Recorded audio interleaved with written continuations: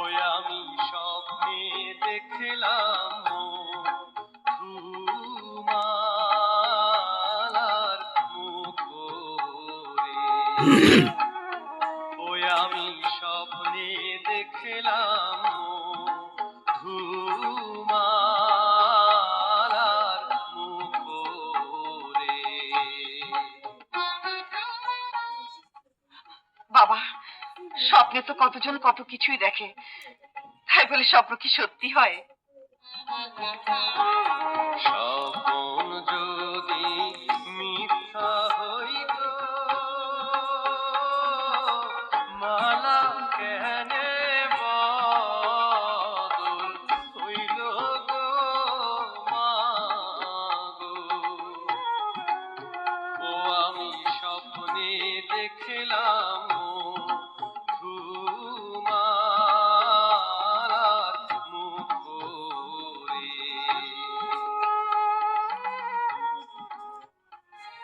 বাবা, এ তোমার বোঝার ভুল, মনের ভ্রান্তি। আমি তো তোমার গলায় নতুন কোনো মালা দেখতে পাচ্ছি না।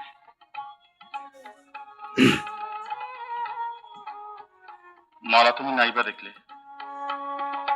স্বপন যদি মিথ্যা হইত, আংটি কেনে বদল হইল গো মাগো। ও আমি স্বপ্নে দেখলাম ধুমালার মুখরে। স্বপ্ন কখনো সত্যি হয় না, স্বপ্ন অবাস্তব।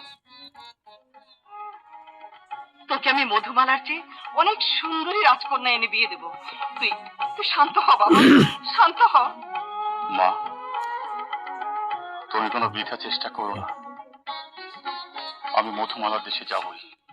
বাবা, সে দেশ কোথায়, কোন পথ দিয়ে সে দেশে যেতে হয়, তুই তো তার কিছুই জানিস না বাবা। কাঞ্চন নগরে নামে রাজা মধু করহরে মাগো। সে যে তাহার কন্যা নামে মধুমালা রে। তা তো বুঝলাম, কিন্তু সে পথ তো তোর জানা নেই, তাহলে তুই কেমন করে যাবি সেই দেশে? মা গো, তুমি আমায় আশীর্বাদ করো, আমি মধুমালার নামে বাদাম তুলে দেব, আর বাতাস আমাকে মধুমালার দেশে টেনে নিয়ে যাবে।